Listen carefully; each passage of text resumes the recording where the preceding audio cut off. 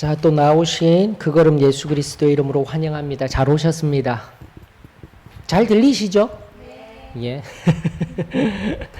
또 찬양 한 판 부르고 하나님 앞에 올려드리고 하는 찬양 귀합니다. 오늘도 어김없이 커피 우유 감사합니다. 그래요. 커피도 늘 마시고 있으니까 이 커피 우유도 오히려 부담되지 아니하고 좋아요. 예. 다시 한 번 더 감사를 드립니다. 자, 오늘 성령 시대. 우리 다시금 정리하십시다.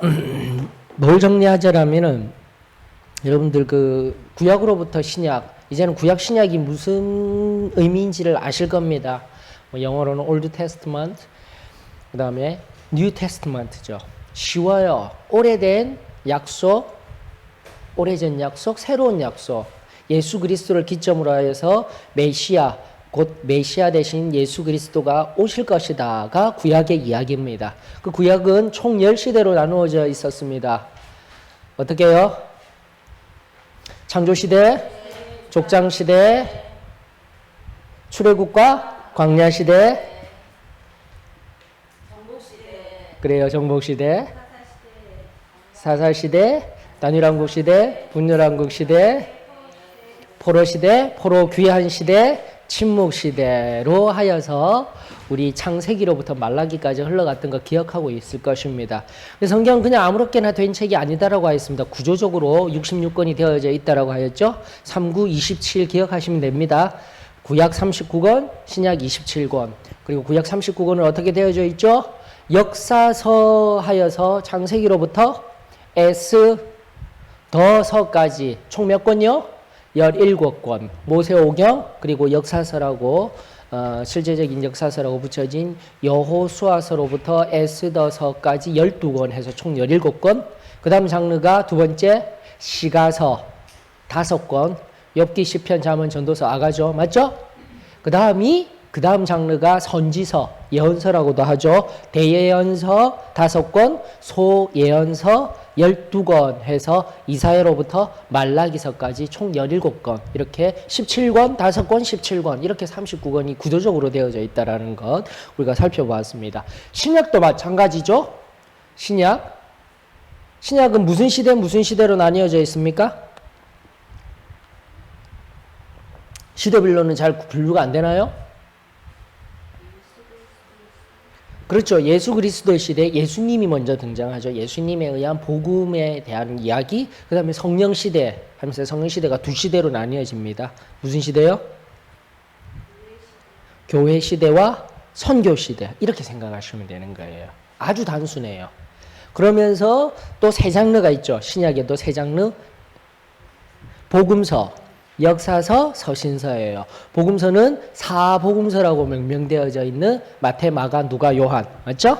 그 다음에 역사서는 단 한 권, 사도행전, 초대교회의 이야기. 우리가 오늘 또 사도행전까지 마치게 되는 거예요. 지금까지 예수님 시대와 마지막 우리 선교 시대, 그 역사서의 이야기는 끝이 나고 마지막 세 번째 장르인 서신서 부분을 들어가게 되는 겁니다. 서신서, 로마서로부터 시작해서 요한계시록까지, 물론 바울 서신, 일반 서신 또 나누어진 것 잘 알고 있을 것입니다. 이렇게 구조적으로 성경을 이해하게 되면 창세기로부터 요한계시록까지 이렇게 흘러가고 있구나라는 것을 우리가 지금 배우고 함께 나누고 있는 시간이 지금 이 시간인 거예요.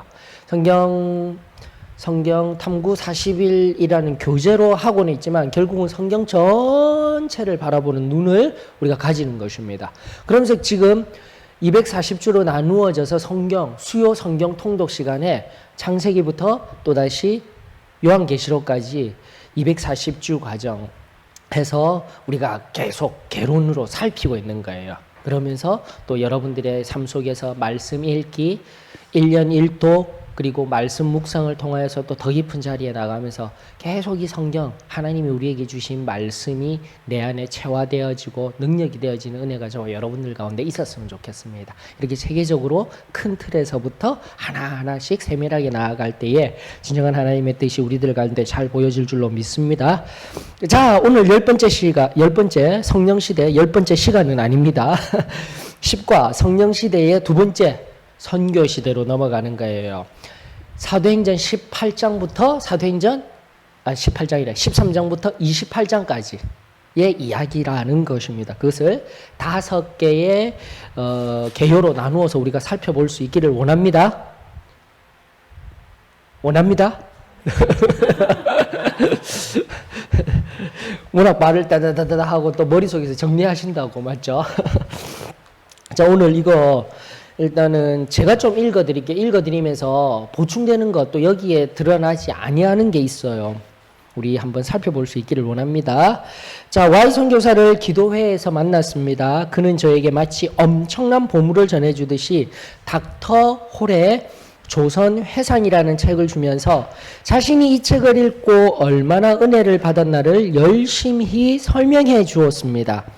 진지하게 설명하는 그의 표정을 보면서 이제 곧 선교 현지에 가야 할 텐데 가서 복음을 잘 전하겠구나라는 생각을 했습니다. 치과 의사인 그의 이야기를 들으면서 문득 그 닥터 홀을 어디에선가 만난 기억이 있다는 생각이 들어서 어리둥절해졌습니다. 결코 만날 수 있는 사이가 아니었기 때문이죠. 그는 1800년대 말에 조선에 들어와서 주로 평양에서 의사로 선교 사역을 했던 캐나다인이고, 저는 오리지널 순토종 한국인으로서 1900년대 후반부를 살아가는 2000년대 전반부를 살아가는 사람이기 때문입니다. 혹시 히브리서의 논법대로 제 할아버지나 증조 할아버지가 닥터 홀을 만났고 그때 할아버지의 허리에 제가 있어서 그래서 기억이 나는가 생각을 해보았지만 성경을 부인하는 것이 아니라 아무리 그렇게 만나도 기억이 날 리는 없지 않습니까? 이야기를 들으면서 어디에서 만났더라 계속 생각했는데 생각이 났습니다. 절두산 순교지 옆에 있는 외국인 선교사 묘지에서 만난 것입니다. 그 수없이 많은 비석들 사이에서 유독 닥터 홀의 이름을 기억하는 것은 거기에 있는 또 하나의 작은 비석 때문이었습니다. 잠깐 멈추어서요. 여러분들 이 닥터 홀이라는 분은 제임스 홀이에요. 성함이 제임스 홀. 1891년에 한국에 들어왔다가 1894년 11월에 풍토병으로 3년 만에 예수님처럼 3년 사역하고 돌아가셨어요. 야, 그 생이 너무나도 불꽃같이 타오르다가 돌아가셨죠. 근데 그 옆에 또 작은 무덤이 있어요. 유일하게. 저도 그거 보고 그걸 보고 그 무덤을 바라보고 우리 영민이를 입양할 마음을 가졌어요. 저는 처음에 우리 민진 엄마가 이제 우리 진영자매가 사회복지를 전공하면서 그 입양에 대한 생각을 가지고 같이 나누고는 있었는데 제가 원하지 않았어요. 처음에는. 저는 절대 안 된다. 내 배로부터, 내 몸으로부터 내 자녀, 나와 똑 닮은 아들이 그립거든요. 그런데 그것을 놓고 기도하다가 하나님께서 양화짐 선교사 묘지로 인도해 주셨어요. 그러면서 제가 지금 말하는 이 묘지를 바라보고 딱 정했어요. 우리가 데려와야 되겠구나. 정말 하나님 주신 아들을 데려와야 되겠구나 하면서 딱 눈을 뜨니까 그것도 참 감사하죠. 그 양화진 선교사에서 눈 들면요. 그 건너편에 나가다 보면은 홀트가 거기 있어요. 마포구 합정동에 있어요. 지금은 자리를 옮겼지만 홀트 아동복지회가. 그래서 그냥 하나님 주신 응답으로 여기고 같이 가서 영민이 지금 얼마나 복스러운 아이입니까? 그 아이. 귀하죠. 맞죠? 예. 그런 은혜들이 있었습니다. 근데 바로 여러분들도 꼭 가보시면 살펴보셔요. 그 제임스 홀이 죽었던 그 비석 옆에 작은 무덤이 또 하나 있는데 그게 누구의 것이냐면 1895년부터 1898년이에요. 여러분들. 앞서 제임스 홀이 언제 죽었다고요? 1894년에 돌아가셨어요. 1년 뒤에 태어난 이 아이 이름이 에디스 마거릿 홀입니다. 1년 뒤에 태어났어요.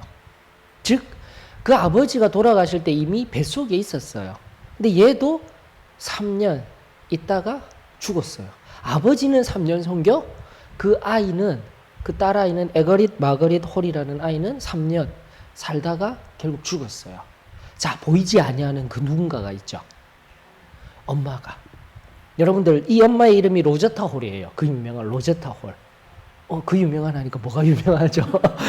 난 잘 모르시는 분인데 로제타 홀이라고 앞서 제임스 홀보다도 1년을 더 빨리 들어오셨어요. 1890년에 들어오셔서 먼저 조선을 섬기시고 있다가 제임스 홀이 1891년에 들어와서 위에 오빠가 있어요. 셔우드 홀이라고. 그도 선교사로 평생을 헌신하셨어요. 조선 땅을 위하여서. 근데 로제타 홀이 무슨 일을 했냐면은 그렇게 3년 들어온 제임스 홀 3년 풍토병으로 남편 잃었죠. 자기 딸도 3년 만에 잃었죠. 그럼에도 불구하고 낭망하지 아니하고 계속 의료 선교 사업을 하는 거예요. 자신도 의사였기 때문에 로제타 홀도. 바로 로제타 홀이 세운 병원이 어디냐면 고려대 부속병원의 한 병원이 우석대학 병원이고요. 또 하나 유명한 것이 이화대학 병원이에요. 그리고 결핵퇴치. 우리나라 그 조선시대로부터 우리 못 살 때 못 사는 사람이 있던 결핵퇴치를 위하여서 평생을 헌신하셨어요. 크리스마스 실 아니죠? 한국 크리스마스 실을 최초로 만드신 분. 그분이 바로 이 로제타 홀이에요. 그래서 여러분들 우리가 정말 이 귀한 예수 그리스도의 은혜를 받아 누리고 있는 것, 물론 우리 교단적으로는 바레트 선교사님이 계시지만은 자꾸 거슬러 올라가서 기독교라는 큰 틀 안에서 바라보면서 한국 선교 120년, 130년의 역사 속에서 조선시대에 와서 정말 얼마나 어려움과 힘든 일, 혼자서가 아니라 온 가족들이 눈물로 아니 자신의 생명을 내어서 헌신하며 이 복음을 전해주셨다는 것 우리가 잊지 아니하였으면 좋겠습니다. 바로 로제타 홀, 제임스 홀 거기에 대한 그 책 꼭 한번 읽어보셔요. 닥터 홀의 조선회상이라는 책 정말 은혜가 되어줍니다. 계속 갑니다. 1895년에서 1898년이라는 연대를 가지고 있는 홀이라는 이름의 작은 비석. 저는 그 비석 앞에 서서 닥터 홀이 왜 당신은 이 먼 곳 조선까지 와서 사랑하는 어린 딸의 얼굴도 보지 못한 채 먼저 죽어가야 했으며 당신의 가족들은 왜 어린 나이에 죽어간 당신 딸을 당신 옆에 묻었는가. 얼굴도 모르고 만난 적도 없는 사람이었지만 영적인 깊은 감동 속에서 잠시 상상 속의 대화를 나누었던 그 사람, 그가 바로 닥터 홀이었습니다. 바위도 자꾸 두드리면 금이 간다는 위대한 진리에 감탄을 하면서 Y 선교사에게 말했습니다. 나는 닥터 홀을 안다고. 갑자기 그의 얼굴에 남북 이산가족 상봉을 하는 표정이 나타나더니 제 손을 잡고 선교가 무엇이고 왜 자신이 선교에 헌신했는가를 1시간 동안 이야기하더군요. 중요합니다. 이 다음이 Y 선교사의 간증을 통해서 닥터 홀과의 만남을 통해서 왜 선교사가 그 먼 곳까지 가는가라는 질문에 대답을 들었습니다. 그분의 대답입니다. 거기에 복음을 들어야 할 영혼이 살고 있고 나는 그 복음을 먼저 들은 자이기 때문입니다. 여러분들 이것이 참된 그리스도인의 삶이 되어져야 합니다. 내가 이 복음을 먼저 듣고 이 은혜를 먼저 받았기 때문에 선교사님의 마음들은 바로 이 복음을 알지 못하는 아직도 다른 종교들이 또 혹은 예수 그리스도를 알지 못하는 자들에게 이 복음을 전하기 위해서 나아가는 그 뜨거운 마음, 그 마음들이 오늘 이 시대 가운데 다시금 승리의 삶을 알지 못하고 순전한 삶, 이 좁은 문, 좁은 길의 삶을 알지 못하는 자들에게 우리가 전하여야 할 사명이 있다라는 것을 알았으면 좋겠습니다. 그 유명한 분이신데 이름 잊어버렸어요. 왜? 그러니까 산을 계속 타시는 분이 있으셨거든요. 그분에게 누가 질문했다지 않습니까? 왜 그토록 자꾸 산을 오르십니까? 하니까 산이 거기 있기 때문에. 별다른 내용은 아니었어요. 유명한 말임에도 불구하고 근데 많은 진리들을 많은 것들을 우리들에게 나타내어주고 있어요. 어서 오셔요. 바로 복음을 들을 사람이 아직도 있기 때문에 우리는 가야 된다라는 거죠. 그러므로 우리가 은혜 받았으면은요, 여러분들 그 받은 은혜들 내 속에서 교회에서 영향력을 나타내려고만 하는 자리에 있지 말고 다시금 세상 가운데 하나님이 주신 기회가 있을 때 예수님을 증거할 수 있는 인생이 되었으면 참으로 좋겠습니다.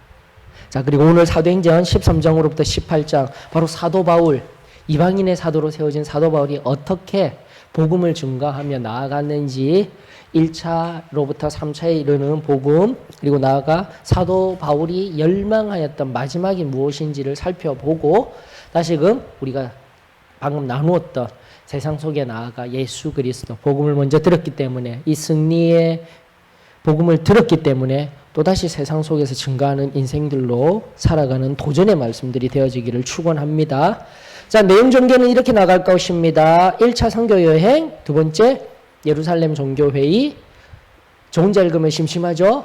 세 번째 2차 선교 여행, 네 번째 3차 선교 여행, 다섯 번째 로마행. 사도행전 13장으로부터 28장의 말씀이 이렇게 흘러가고 있습니다 라는 것을 기억해 주셨으면 좋겠습니다. 자, 여러분들 근데 사도 바울이 누군지를 알죠? 예. 바울쯤은 아셔야죠. 바울쯤은 괜찮아요. 모르셨다면 지금이라도 알면 되는데, 사도 바울이 제일 처음에 등장하는, 성경에서 등장하는 곳이 어디입니까? 우리 지난번에 직분 얘기도 하면서 살펴드렸죠. 스데반 집사 나올 때 나오는 사람 있어요. 그 스데반 집사를 돌로, 스데반 집사님이라 해요. 스데반 일꾼님. 이제 성경 공부를 통해서 집사라는 원래 용어 자체가 직분이라는 용어, 디아코노스라는 용어. 그래서 교회의 역사석에서 제도화된 집사, 그리고 일반화된, 오늘날의 일반화된 집사, 직분 제도로서 집사를 바라보는 것이 아니라, 여러분들이 지금 교회에서 일하고 있으면은 기능적으로, 그리고 주님과의 또 교회 안의 관계성 안에서 기능적으로 여러분들 한 사람 한 사람이 집사라는 거 우리 잊지 말자라는 거예요. 꼭 집사 직분을 받아야 집사가 아니라 교회 안에 하나님의 은혜 받아 그에 반응하여서 일하는 모든 사람을 불렀던 용어가, 성경 속의 용어가 바로 디아코노스라는 용어예요. 그래서 성경적인 의미로 접근해서 교회의 전통 속에 성경이 우선입니까? 교회의 전통이 우선입니까? AFC 일꾼학교 하신 분들 알고 있죠? 성경의 말씀이 우선입니까? 교회의 전통이 우선입니까? 말씀이 우선인 거예요. 그런 차원에서 직분론을 바라보게 되면 충분히 이해가 되실 겁니다. 그래, 복합적으로 자꾸 이해할 수 있도록 하셔요.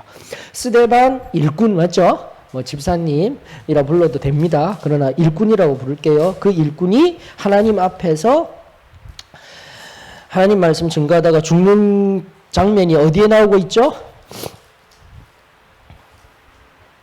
사도행전 9장? 맞습니까? 보이시죠? 그 사도행전 9장에서 죽는 스데반 일꾼님을 바라보면서 8장에 7장이죠. 죄송합니다. 순교하는 7장에서 순교하는 것을 바라보면서 8장으로 넘어갈 때 누군가 한 사람 등장하죠. 8장 1절에 보니까 누굽니까?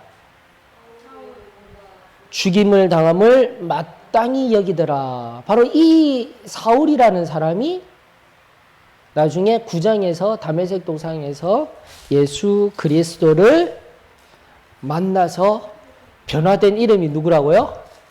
바울입니다. 그러므로 이 바울, 이방인의 선교사로서 이 놀라운 일들을 정말 교회들을 다 세웠어요. 바울 선지자, 바울 사도가. 그러나 그전에는 기독교인들을 핍박하던 괴수 중에 괴수였다라는 그 말씀의 표현, 자기 자신을 표현한 그 말씀 그대로였던 거예요. 자신은 정말 괴수 중에 괴수였음에도 불구하고 예수 그리스도로 말미암아 변화되었다라는 것을 우리가 기억하였으면 좋겠습니다. 원래 사도 바울은 기독교인들을 핍박하는데 열심으로 핍박하였던 그러한 자였음을 우리가 알았으면 좋겠습니다. 자, 그러한 배경을 가지고 우리 1차 선교 여행 한번 볼까요? 읽어주셔요. 1차 선교 여행, 복음이 유대인에게서 이방인에게로. 안디옥 교회의 파송을 받아 바나바와 바울은 구브로 섬을 지나 지금 터키의 북부 지역인 갈라디아 지방에 가서 약 2년간 복음을 전한다. 이때 특기할 만한 내용은 복음 전파의 주된 대상이 유대인에서 이방인으로 되었다는 것이다. 자, 1차 선교 여행에서 바울과 바나바가 중심이 되어서 선교하러 갑니다. 근데 선교를 어디냐면은 제가 이번에는 앞전에는 막 그림을 그렸어요. 유럽, 아시아 그림 그렸는데 더 헷갈리신데. 워낙 지명 이름도 그렇고 쉽게 생각하시면 돼요. 이제는 그냥 말로만 설명해 드릴게요. 팔레스틴 위에요. 맞죠? 팔레스틴 위에 소아시아 지역이라고 합니다. 아시아 지역 하게 되면 팔레스틴 너머에 있는, 인도 너머에 있는, 우리 살고 있는, 맞죠? 우리는 극동이죠. 그러니까 동쪽에 가장 끝에 있는 지역 아닙니까? 일본, 한국, 중국, 북한, 극동, 동아시아. 동쪽의 끝에 있는 우리 아시아라고 생각하니까 아시아를 좀 폭넓게 생각하시지 못하시는 것 같아요. 그래서 이게 자꾸 어렵습니다. 팔레스틴 위쪽까지 뭐예요? 아시아 지역이에요.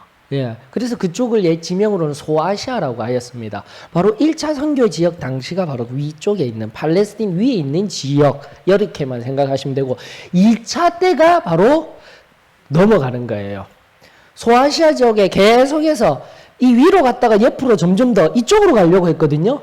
그러니까 아시아 지역으로 가려고 했어요, 바울이. 근데 성령님이 그쪽으로 못 가게 하시잖아요. 그러면서 마게도냐, 즉 유럽 지역에서 우리를 와서 도와주세요 하는 그 환상을 바라보고 유럽 지역으로 넘어가서, 그래서 우리 편에서는 좀 억울한 거야. 이쪽으로 왔으면 우리가 그 예수님 돌아가시고 금세 여기 한국까지 왔으면은 무슨 일이 있었는지 몰라요. 세계 중심이 바뀌는 거예요. 역사가 바뀌는 거예요, 여러분들. 정말 이거 한 번쯤은 생각, 물론 이 역사에는 if는 없어요. 만약 이랬다라면 이런 건 없어요. 이긴 사람, 그리고 강자에 의한 논리로 기술되어지는 역사이기 때문에. 근데 예수님, 만약 그 성령님이 역사하셔서 아시아 지역으로 왔으면 이쪽으로 오잖아. 맞죠? 이쪽으로 오게 되면 아시아가 먼저, 그러니까 동양이 먼저 예수 그리스도의 복음을 받으면서 오늘날의 삶이, 오늘날의 문명이 어떻게 바뀌었는지 몰라요. 서구 중심의 문화가 들어선 것들. 이런 것들도 한번 깊이 생각해 보면 은혜가 있는 거예요, 여러분들. 은혜가 있을 수도 있지만 억울한 거예요.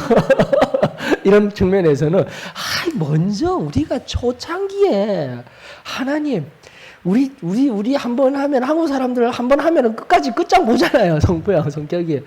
먼저 믿었으면 무슨 일이 있었는지 모를 거예요, 한국도. 그런 측면에서는 제가, 아깝다, 억울하다, 이런 마음이 들어요. 자, 그런데 2차 선교여행 때 어떻게 됐다고요? 유럽을 돌아. 결국은 대서양, 저기, 미국을 넘어서 겨우 1800년대 말, 지금으로부터 130여 년, 우리 앞에 살핀 것 같이 그때서야 기독교가 들어오게 되는 거예요. 그동안 좀 문물을 받아들였던 일본은 한 1200년대부터 걔네들은 그 가톨릭 신부들이 들어와 있었어요. 여러분들 1492년에 1592년이네요. 1492는 콜럼부스가 신대륙 발견한 거고, 1592년에 임진왜란이 일어났잖아요. 그때 일본 1군단, 외장 1군단 깃발이 뭐였냐면 십자가였어요, 여러분들. 이미 기독교 야소교라고 해서 믿고 있던 이름 잊어버렸네. 그 장군이 예수님을 믿던 사람이었어요. 이미 일본은 오래전부터 예수님을 믿고 있었어요. 그런데도 불구하고 가톨릭과 자유주의 신학이 먼저 들어가는 거예요.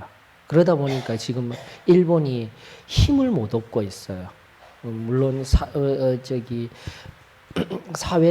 대사회적으로, 사회복지 쪽으로는 많은 접근을 했지만 결국은 하나님 앞에 참된 소금의 역할을 감당하는 역할을 잘 못하죠. 그래서 일본의 지금 기독교율이 0.2%?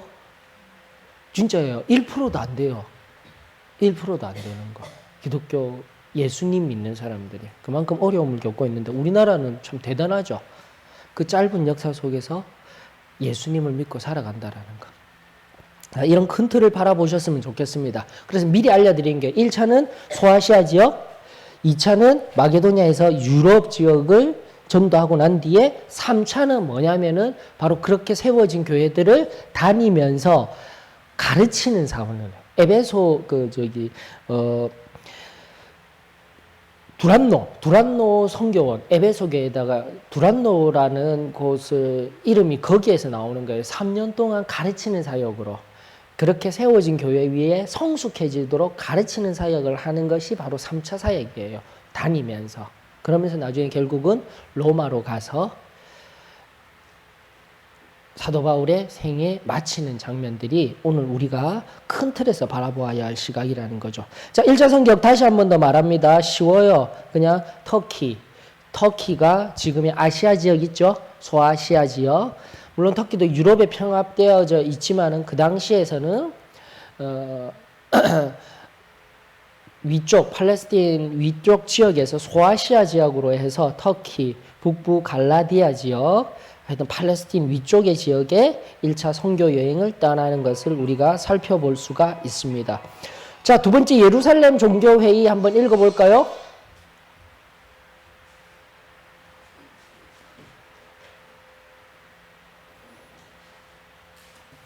바쁘시네요. 바나바와 바울의 1차 전도 여행 결과 많은 이방인 결신자들이 생겼는데 교회가 그들을 받아들일 것인가 아닌가를 놓고 논쟁이 빠지게 되었다. 왜냐하면 율법 준수의 문제, 특히 할례의 문제가 거기 있기 때문이다. 그때까지 교회는 유대인을 대상으로 전도했기 때문에 별로 문제가 없었는데 이방인들이 본격적으로 믿게 되자 문제가 생긴 것이다. 율법을 지키지 않아도 예수만 믿으면 된다는 바울의 주장과 율법을 지키고 그리고 예수를 믿어야 한다는 유대주의자들의 주장이 팽팽히 맞서서 갈등을 일으키고 있었다. 그래서 예루살렘에서 종교회의가 열렸다. 하지만 이 회의는 주로 유대주의자들의 편이었다. 주의 형제 야고보가 리더였기 때문이다. 그런데 성령께서는 베드로를 준비시켜서 고넬료와 만남을 통해 체험을 갖게 하셨고 이 간증의 결과 회의는 이방인에게 율법을 강요하지 말고 예수를 믿을 수 있도록 하자는 의회의 결정을 내리게 되었다. 예, 그렇습니다. 교회의 역사 속에서 교회의 전통이 생겨난 대부분의 전통을 결정한 것은 종교회의라는 것이 있어요, 여러분들. 그거는 지금 이 시간에 배울 건 아니에요.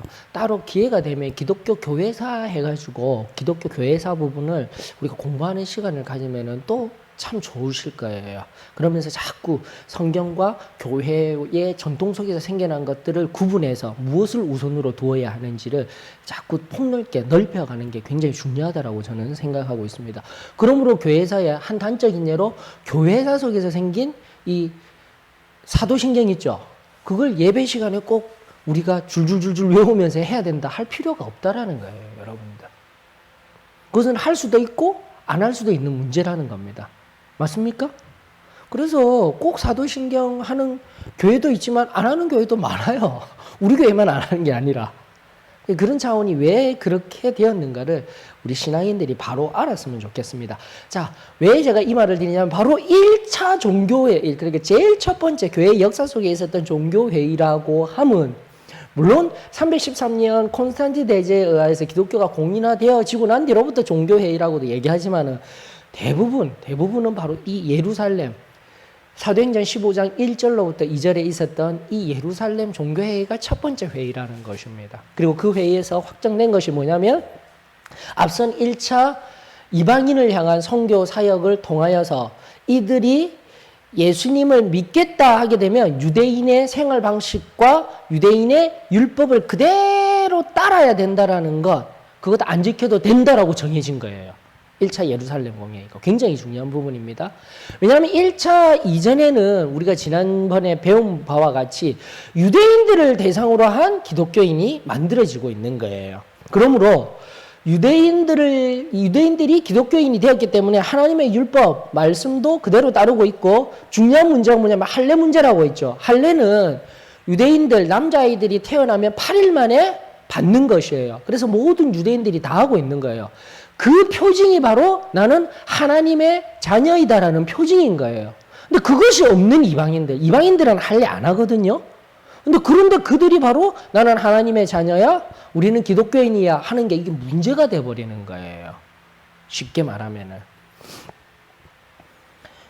그랬을 때 예루살렘 교회의 지도자가 그 당시에 누구였냐면 예수님의 동생분이시던 야고보이셨어요. 헷갈리시지 마셔요. 야고보가 또 누구의 동생이기도 하죠. 동명이인 요한. 요한의 동생이 누굽니까? 뭐 전혀 새로운 얘기를 듣는 거야. 맞습니까? 아니, 베드로의 동생입니까? 네? 베드로, 요한, 야고보, 안드레, 막 마구마구 헷갈리시죠 지금. 요한의 동생이 야고보 맞지 않습니까? 요한, 야고보 해서 보아너게의 아들, 쟤네들 성품이 너무, 여러분들 그래서 예수님의 제자들도 그렇고 우리가 믿는 사람들 중에서는 이런 사람들도 있는 거예요. 예수님이 그 요한, 야고보를 보아너게의 아들이라고 했는데 우레의 아들이라고 했어요. 왜냐하면 요한, 야고보 성품이 불 같은 사람들인 거야. 딱 만나면은 직접적으로 얘기해야 돼요. 근데 말도 한마디 제대로 못하고 그냥 조용히 살아가는 사람도 있어요. 마테오 같은 사람들. 그래서 이렇게 각 예수님의 제자들 중에서도 참 재미있는 그 성품은 각양각색의 성품이 있는 사람들이 있어요. 그래서 교회 안에서도 성결함 받았다고 모두가 거룩해지면서 말수가 없어지면서 온유로서만 덧입혀지는 것이 아니라, 여러분 저를 바라보면서 거룩이 먼저 보이십니까? 그 진짜 어느 분이 그런 얘기 하시다. 난 김 목사님처럼 열정이 좀 있었으면 좋겠다. 저는 참 감사하더라고요. 저에게 열정을 발견하셨다라는 것 자체가. 무슨 소리지?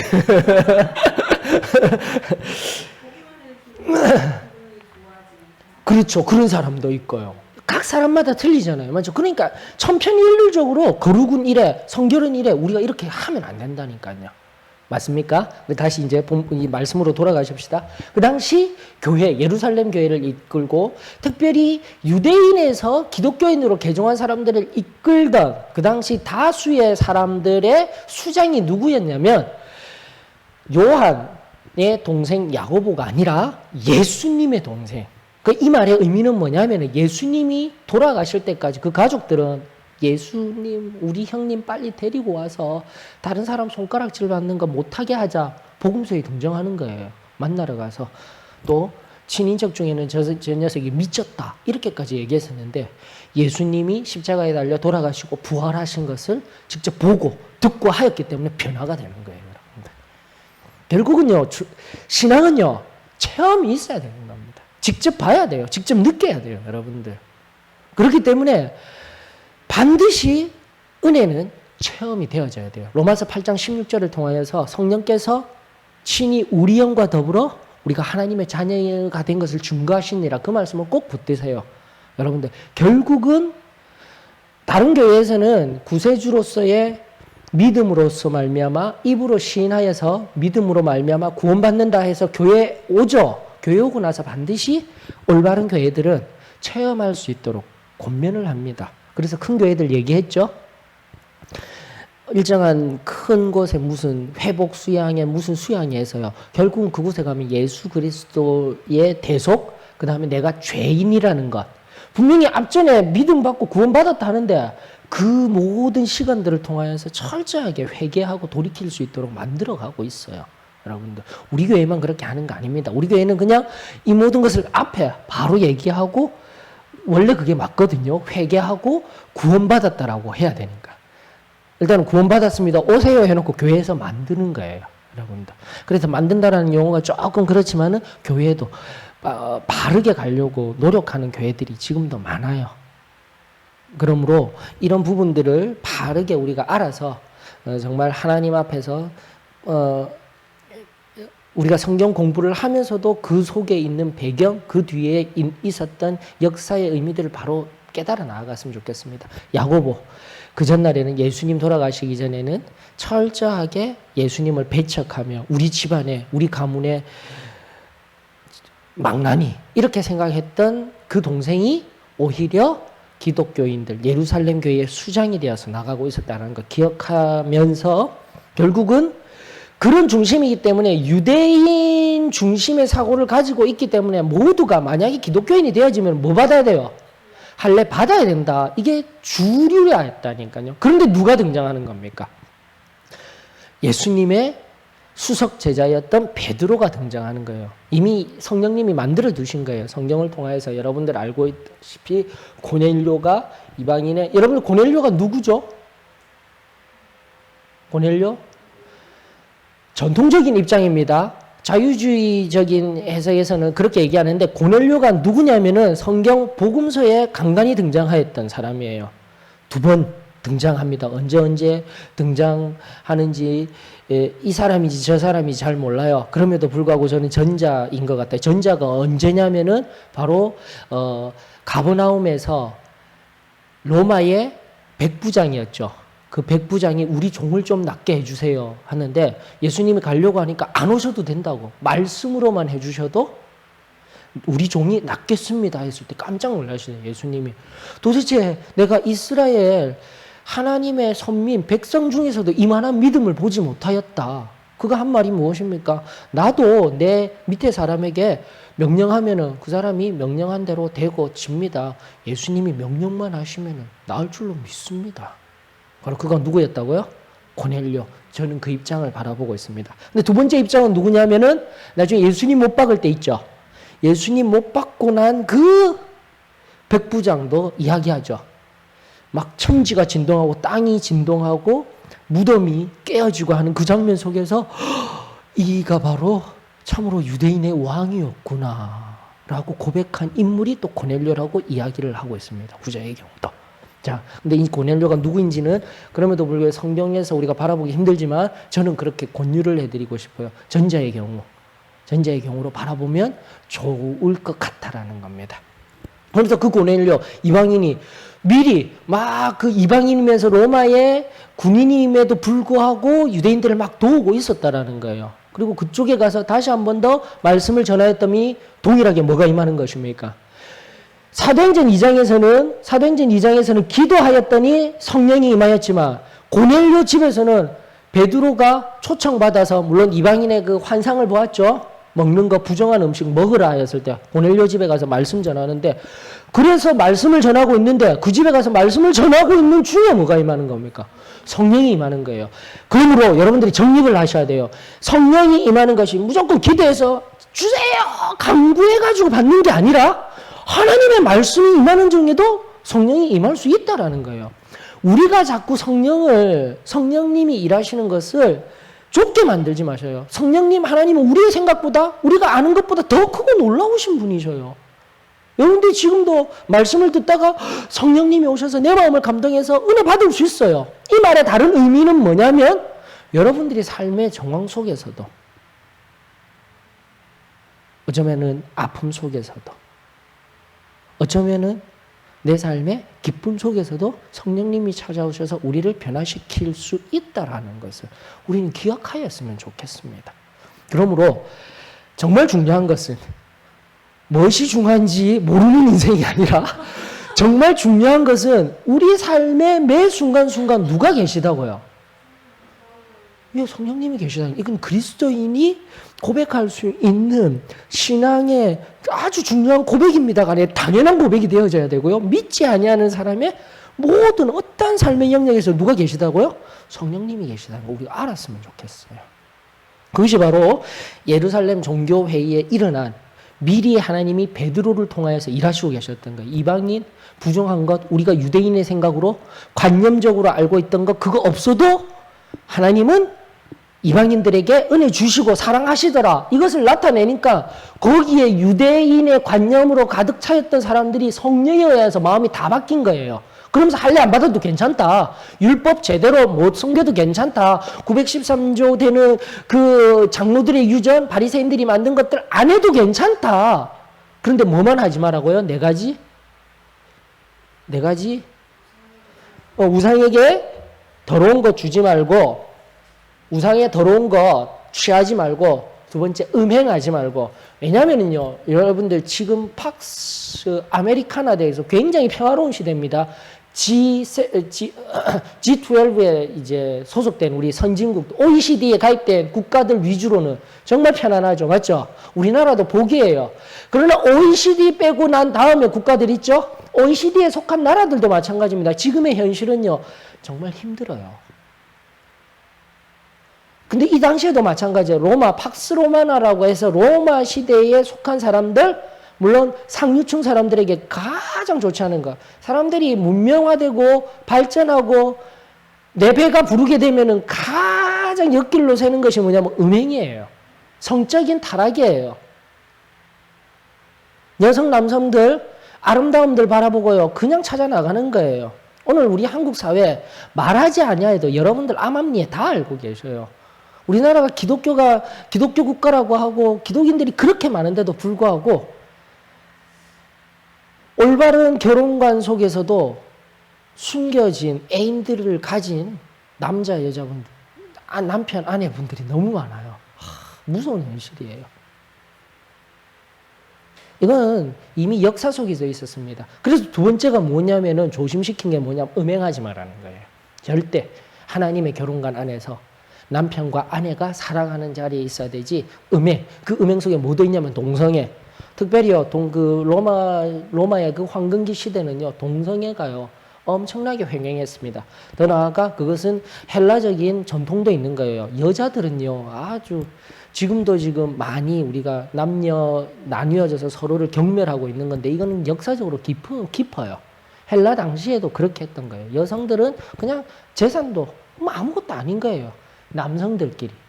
또 지식이 있는 남성들끼리는 당연히 함께 성적 접촉을 하는 것이 지식인으로서의 당연한 문화가 되어져 있던 게 이 당시의 문화예요, 여러분들. 그래서 철저하게 하지 말아야 된다. 이방인임에도 불구하고 하지 말아야 되는 거 뭐냐고요? 음행하면 안 된다. 다른 결혼 외에 다른 남녀와 함께 성적인 접촉, 나아가 동성애 이런 건 절대 안 된다가 두 번째. 세 번째가 뭡니까? 목매어 죽은 것 먹으면 안 된다. 그리고 네 번째, 피째 먹지 말아라. 이거 빼고는 괜찮다. 그러면서 정말 은혜스럽게 서로가 하나 되는 첫 번째 종교회의가 하나님 앞에서 무엇이 중요한지를 알고 함께 하나 되기 위하여서 노력한 것을 우리가 성경을 통해서 바라볼 수가 있었던 것입니다. 자, 세 번째 볼까요? 그러면서 기쁜 마음으로 돌아온 바울, 바나바가 좋은 일만 있었던 게 아닌 것 같아요. 2차 선교여행 한번 보십시다. 읽어주세요. 다른 분이.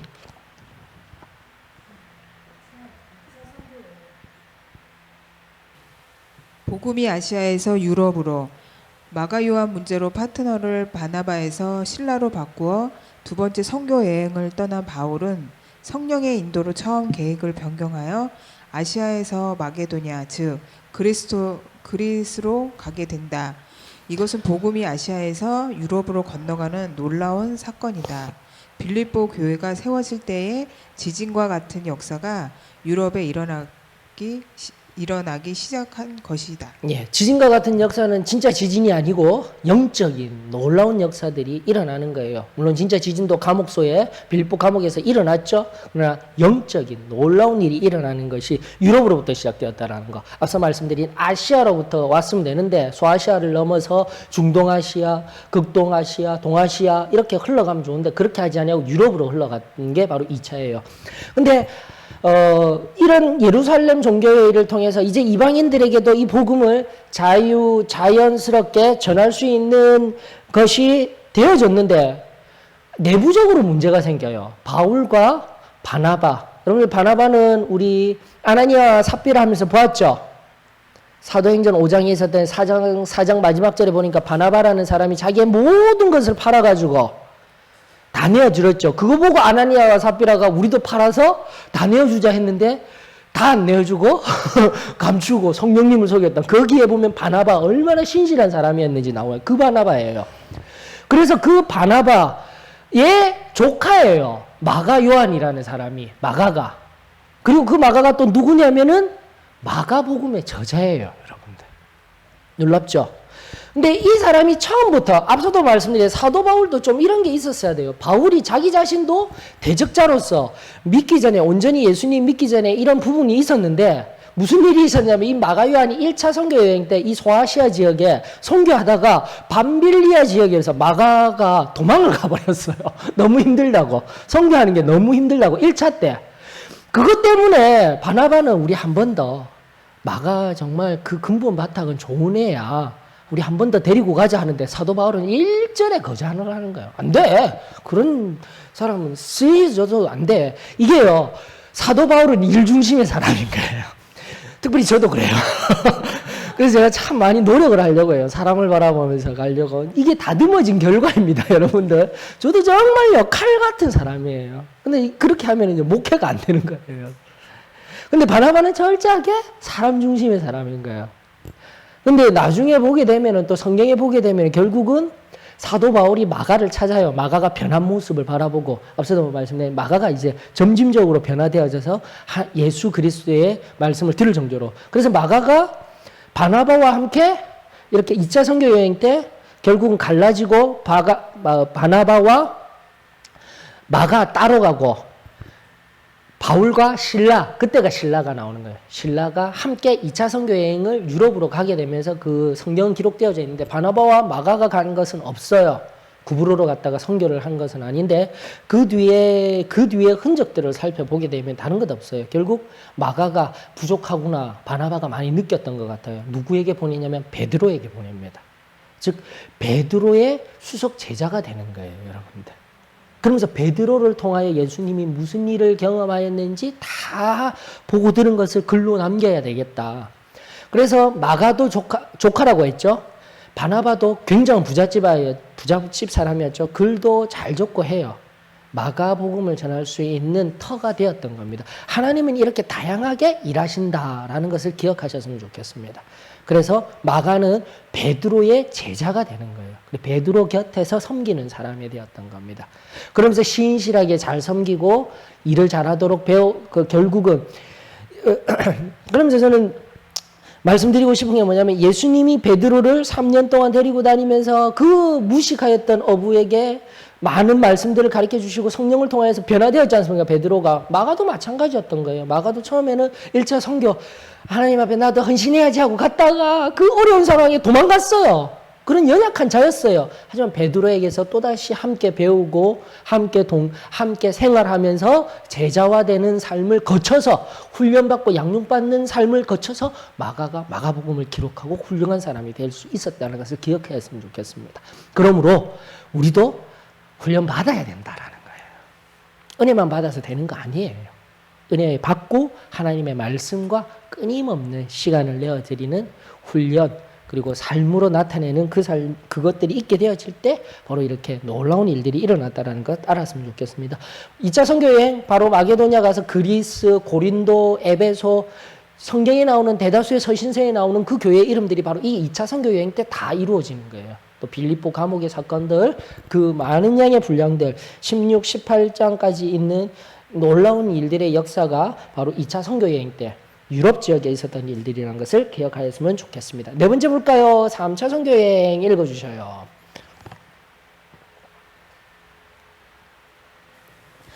(3차) 선교여행, 양육을 위한 여행. 세 번째 선교여행은 이미 개척한 선교지를 돌아보고 양육하기 위한 여행이었다. 특히 에베소에서 두란노 소원을 세우고 2해 동안 가르친 것이 이때이다. 5만에 해당하는 마술책을 태우는 정도의 대단한 성과도 있었으나 반대로 격렬한 반대도 있었다. 이런 와중에서 바울 사도는 땅끝까지 가기 위한 준비를 한다. 예, 앞서 말씀드린 바와 같이 1차, 1차 소아시아 지역, 2차 유럽 지역 이렇게 만들어 놓은 교회들에 다니면서 가르치는 사역으로 넘어간 거예요. 중요합니다. 처음에 시작할 때는 선포 사역을 통해 가지고 예수님이 주신 복음을 하는데 그렇게 내버려 두지 말고 은혜 받은 그대로 내버려 두지 말고 항상 가르치는 사역이 되어야 되는 거예요. 에베소의 두란노라는 곳을 두어서 정말 하나님 말씀을 철저하게 가르치는 거예요. 여기는 2년 정도라고 되어 있는데 이렇게 전통적으로 살펴보면 3년 정도입니다. 예수님이 그들에게 가르쳐 준 것과 같이 3년 정도. 그래서 저도 마찬가지예요. 그 목회학 석사 과정 있죠. MDB 과정이 3년이에요, 여러분들. 그런 차원이 여기서 나오는 거예요. 예수님이 가르치신 3년, 이런 3년 동안은 충분히 가르치자 해서 그런 차원에서 많이 거예요. 석사가 일반적으로 2년 과정인데 MDB 과정은 3년이고요. 저희들도 마찬가지예요. 지금 AFC 일꾼학교 있죠. 일꾼으로 세우기 위한 그 과정도 3년 과정이에요. 그래서 이런 부분들이 이런 차원에서 왔구나라고 기억하시면서 이제 5학기 들어가는 겁니다. 마지막 1년 남았어요. 3학년이 되시는 거예요. 다음 주 화요일부터 또 하게 됩니다. 근데 5학기부터는 안 받아요. 왜냐하면 과학년 부분이기 때문에. 이제 그 문은 닫혔어요, 여러분들. 그 전까지는 제가 다 받고 했었는데 이제는 앞으로는 다시금 1학기가 되어지게 될 때 그때 우리 또 소수이지만은 또 하나님 가르쳐 나가는 은혜가 있기를 원합니다. 그런데 우리 고영희 자매님도 아시다시피 갈수록 힘들잖아요, 맞죠? 그래서 중간에 들어와서 이게 한다는 게 쉬운 일은 아닙니다. 자, 왜 이렇게 3년 동안 우리가 가정을 가지면서 이런 과정들을 하는지 성경 속에서 다 이런 가르침의 영역들이 있었구나라는 것을 기억해 주셨으면 좋겠습니다. 즉, 선포되어지고 은혜 받은 그대로 내버려 두는 것이 아니라 양육받아야 한다. 양육받아야 한다. 초대교회의 모습이었다라는 것을 기억하시면서 다시 한번 사도 바울이 이제는 그렇게 양육하고 사람을 세웠잖아요. 세웠으면 제발 가야죠. 이게 핵심이에요. 엄밀하게 말하면 초대교회는요, 지금처럼 교회 만들어가지고 막 몇만 성도를 만드는 게 아니라, 저는 이 부분에 있어서는, 물론 대형교회가 역할이 있어요. 또 대형교회가 되는 것도 좋아요. 근데 별로 그거는 성경적이지 않다라고 봐요. 세워졌으면 그렇게 세워진 사람들이 열심히 섬기고 일하게끔 만들어 두고 또 어떻게 해야 돼요? 가야죠. 흩어지는 교회가 되어져야죠. 근데 흩어지는 교회도 희한하게 바뀌어져. 흩어졌다가 다시 교회로 데리고 오는 교회. 그건 좀 뭔가 문제가 있어요. 여러분들 은혜를 받고 성숙해지고 하나님의 은혜 가운데 세워졌다라면은 물론 교회 안에서 섬기고 하는 것도 있지만 진짜 500명 이상 넘어가면 분립 준비해야 된다고 저는 생각합니다. 미리 지금 성경 공부 시간 이런 시간들을 통해서 얘기합니다. 500명까지는 어쨌든 담임 목사가 역량을 가지고 살필 수 있어야 돼요. 500명도 많아요. 한 300명? 그럼 그 뒤로부터 분립 준비해가지고 자기가 나가든 가장 좋은 것은 담임 목사가 위임 목사라는 마음 가지고 당신이 나가는 게 가장 좋잖아요. 또 가서 또 일하면 되잖아요. 근데 그게 힘들죠. 기존에 있던 성도들과의 관계도 있고요. 여러 가지도 있고. 그럼 교회에 대한 것을 눈을 여십시오. 그래서 성숙한 성도가 되어졌다라면은 옮겨도 돼요. 사도 바울은 그렇게 1, 2, 3차를 통하여서 하나님 말씀에 의한 하나님의 전략에 의하여서 이 모든 일을 하고 난 뒤에 로마로 가기를 원하는 거예요. 마지막 로마 그 핵심부에 가서 여러분들이 지금 여기 이 교재로만 바라보면 로마가 세상 끝인 것 같이 여기며 중심의 시작이기 때문에 의미론적으로는 거기가 끝이다라고 해서 가지만은 아니다라는 거 우리 살펴볼 겁니다. 5번째 마지막 읽어주셔요. 이진영 자매가 읽어주셔요. 로마행 땅끝까지 가서 증인이 되기 위하여 바울 사도는 땅끝까지 가기 위하여 로마 교회의 지원이 필요하다고 판단했다. 그러나 그 전에 예루살렘에 가야겠다고 생각했다. 그 이유는 표면적으로는 예루살렘 교회에게 전할 헌금이 있어서였지만 내면적으로는 예루살렘 교회와의 관계를 분명히 하고 싶어서였다. 본 교회와 같은 예루살렘 교회와 불편하고는 땅끝까지 가는 일이 무의미하다고 판단한 것이다. 그래서 순교를 각오하고 예루살렘에 갔다. 거기서 유대인들이 소동을 일으키는 바람에 체포되고 로마 시민권을 이용한 황제 직소 요청에 의해 가이사라로 압송되어 2년을 거기서 보냈다. 그 후 로마로 가서 셋집에서 2년을 보낸 후 잠시 풀려났다가 다시 체포되어 참수형을 당했다고 전해진다. 그런데 이게 좋은 일에도 뭐 우리 말이죠. 우리 한국적인 속담인 건 아니고 전통적으로 우리가 알고 있는 지혜적으로 오랫동안 가지고 온 지혜적으로 우리가 알고 있는 격언 하나가 뭐냐면 좋은 일에는 마가 낀다고 얘기하죠. 지금도 마찬가지예요. 사도 바울이 예수 그리스도를 이방인의 선교사라서 하나님이 세우셔서 그렇게 열심히 전했는데 내부적으로는 특별히 로마라든지 예루살렘은 이미 봉합이 되었지만 로마라든지 조금 이제 영향력 있는 교회, 영향력 있는 사람들이 모인 곳에서는 뭐가 일어나기 시작할까요? 저 사람이 좀 잘하고 있다라면 지금도 계속 우리 수요 성경 통독 시간 통해서 사울과 다윗의 관계성에서 바라보고 있는 두려움의 두 번째 두려움의 근원이 흘러나오고 있죠. 저 사람 앞에 하나님이 함께 하시는 게 나는 싫은 거야.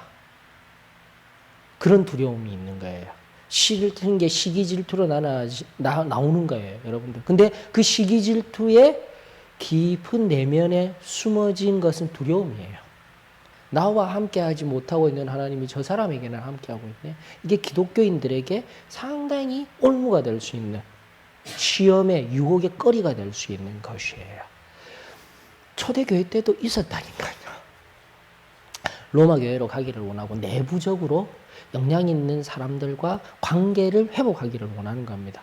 그리고 지금 사도 바울이 이렇게 열심히 하고 다니고 나이가 좀 들었어요. 58세 정도 되었는데, 뭐 58세가 정확한지는 몰라요. 일단은 어떤 그 자료에 의해서 이 마지막 로마를 향해서 가는 58세인데 지금으로 보면 78세예요. 옛날에는 60살까지 살면은 진짜 오래 산 거 아닙니까? 이제 마지막을 향해서 나아가려고 하다 보니까 관계를 회복하기 위해서 노력을 하기 시작합니다. 여러분, 이거 진리입니다. 나중에 이제 돌아가실 때, 인간들은요, 희한하죠? 돌아가실 때가 되면은, 죽을 때만 되면은 나중에 아프게 했던 게 생각나는가 봐요. 근데 마지막까지 그것도 못하고 가시는 분들이 가장 불행한 것 같아요, 여러분들. 나중에 내 몸이 지금 점점 약해져 가고 힘들어져 갔을 때 회상해 보니까 내가 그 사람에게 참 잘못한 게 있더라. 그래서 관계를 회복하기 위하여 노력하려고 합니다. 사도 바울도 그랬던 것 같아요. 일중심의 사람으로서 열심히 일해서 무언가 얻은 것은 있지만 그 과정 가운데 사람들의 마음을 아프게 하고 또 내부적으로 앞서 말씀드렸던 자기 자신의 존재만으로도 인하여서 두려움을 느끼게 하여 시기 질투를 가지게 하였던 것까지도 그 깊은 영성에서 바라보이던 거예요. 그 관계를 개선하기 위해 로마 교회로 나아가기를 원하고 예루살렘 교회를 거쳐서 그렇게 가기를 원하는 사도 바울의 행적을, 그 행적 속에서 발견되어지는 깊은 사도의 고민들, 그 마음들을 우리가 살필 수 있어야 되고, 저는 도전합니다, 여러분들. 인생에 있어서 마지막 끝에 가서야 내가 용서를 구하고 그런 인생은 살지 마셔요. 그 얼마나 비참합니까? 속으로 막 알고 있으면서도 목이 고다가지고 그 속에 항상 두려움을 가지고 살아가는 거. 지금 계속 말씀을 통해서 우리가 끄집어 올리고 있잖아요.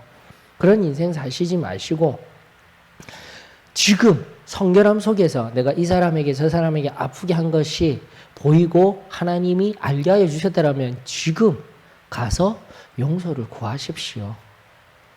우리가 왜 정말 진리의 복음입니까? 구원받은 자는 끊임없이 무엇한다고요? 사람과의 관계성 속에서 배상을 한다. 관계의 회복이 있다. 이게 바로 크리스찬의 삶인 겁니다, 여러분들. 그래서 사도 바울을 통하여서도 나이 들어서 하려고 하시지 마시고 지금 이 순간 하나님 앞에 나아가는 은혜가 있기를 원합니다. 그래서 그가 이제 어쨌든 마지막까지 어쨌든 이 귀한 복음을 마지막 땅끝까지 전하고 싶어요. 근데 로마로 가죠. 근데 로마가 땅끝이 아니에요. 어디냐면은 여러분들 로마서 15장 23절을 한번 보셔요. 로마서를 보셔야 됩니다. 로마인들에게 보내는 편지를 주고 이제 로마로 가는 거예요. 로마서의 배경은 그런 겁니다.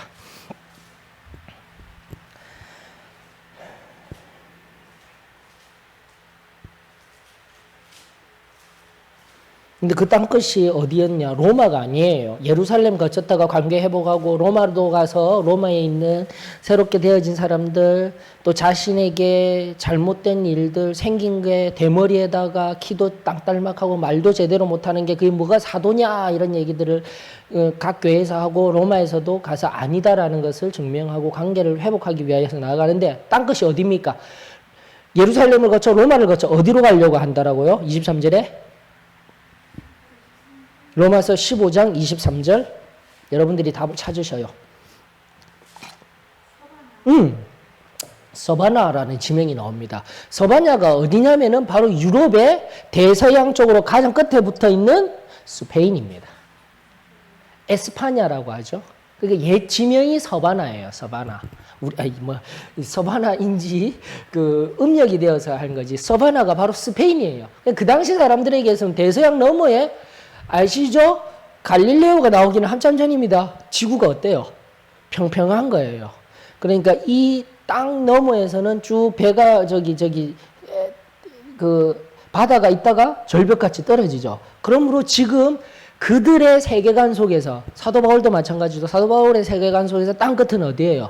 바로 대서양에 맞닿아져 있는 스페인이 땅끝이에요. 거기까지 가서 복음을 증거하고자 하는 거. 그 마음은 다르게 오늘날로 해석하자면 우리가 아직까지 복음도 전하여지지 못한 곳으로 우리가 나아가야 한다라는 것이에요. 사도 바울을 통하여서. 즉 두 가지입니다. 관계의 회복, 나이가 들어가면서 자신의 한계를 점점 인정해가면서 잘못되었던 관계를 바로 잡으려고 했고요. 여러분들 그 빌리 그레이엄 목사님 아시죠? 그 유명한 20세기 최고의 그 전도자. 막 강력하게 전도하시고 2천만 명이 하나님 앞에 그 전도회를 통해서 우리 저기 여의도에서도 여의도 광장에서도 하시고 하셨어요. 그 빌리 그레이엄이 그 북한은 다 공산주의는 다 때려 죽일 놈들 이렇게 하면서 막 설교를 하셨거든요. 극단적인 보수주의 복음주의 안에서 외쳤었어요. 민주주의 내 진영 속에서 복음주의로서. 그리고 공산주의자들은 다 죽여버리고 다 없어져야 할 사람들이었는데 말년에 어디까지 갑니까? 평양에 가셨어요. 평양에 가서 미안하다고, 죄송하다고 그렇게 하고 가시는 거예요. 근데 이게 이제 우리 사람들의 인생인 거예요. 다시금 말씀드립니다. 사도 바울처럼 마지막 관계의 회복을 위하여서 마지막에 하지 말고 지금 하고 지금 하나님 앞에서 우리 평안을 누리자고요. 그리고 두 번째는 땅끝까지 이 복음을 전해야 하는데 그 열망이 저와 여러분들 가운데 있기를 원합니다. 자, 선교 시대의 핵심이었어요. 1, 2, 3차. 쉽게 생각하셔요. 1차 사도 바울이 이방인의 선교사로 세워졌습니다. 1차 뭐 여기저기 갔어요 하지 마시고 1차는 어디 지역요? 소아시아 지역, 바로 팔레스틴 위쪽에 있는 소아시아 지역, 터키까지 가는 그 지역. 2차는요? 유럽. 1차 때는 사울과 바나바가 갔는데 다퉜어요. 누구 때문에? 마가 때문에. 그런 것들 기억하시면 마가가 나중에는 점점 더 훈련받아서 베드로의 제자가 되어져서 마가 복음까지 쓰신 분이 되셨다라는 거 기억해 주시면서 바울과 실라를 위시로 해서 2차 유럽 지역. 지금 우리 이기 선지서에 나와 있는 에베소 지역, 고린도 지역 여기가 다 유럽 지역에 있는 거예요. 유럽 지역 지역에 있는 그 지역에 복음을 전하고 3차 때는 뭘 하기 위하여서요? 양육하기 위하여서 그 세워진 교회들을 방문하였다. 이런 시각을 가지시면 되는 거예요. 뭐 어렵게 1, 2, 3차까지는 알겠는데 그 지명 막 찾고 그렇게 안 하셔도 되는 거예요. 그러면서 중간에 1차 이후에 예루살렘 종교회의, 바로 할례 문제로 인해서 이방인들에게 복음이 열려지는 게 있었어요. 그리고 마지막 3차 여행 후에 돌아왔다가 예루살렘, 로마, 그리고 서바나까지 가기 위하여서 마지막 늙은 노 사도가 선교사로서 평생을 산 사람들이 두 가지 열망했다는 거죠. 관계 회복, 그 다음에 마지막 땅끝까지 가기 위한 복음의 열정 식어지지 아니하고 가게 했다는 것. 이것을 통해서 우리가 다시금 도전을 받고 하나님 앞에서 새롭게 되어지는 은혜가 있으셨으면 좋겠습니다. 오늘 좀 길었죠? 길어도 별로 안 긴 것 같이 느끼셨죠? 예, 유익한 시간이 되셨을 줄로 믿고 다시 한번 확인 부분은 제가 지난번에도 얘기했죠. 숙제는 당연히 하는 겁니다. 누차 얘기합니다. 당연히 바로바로 해야 되는 게 언젠가는 해야 될 거 아니에요. 숙제 제발 부탁드립니다. 그러면서 확인란 부분 꼭 하시면서 성경에 큰 틀 안에서 성경을 바라볼 수 있는 눈을 가지시는 것, 그 지혜가 여러분들 가운데 있기를 원합니다. 기도하고 마칠까요? 우리 조경미 자매님이 간단하게 또 기도해 주십시오.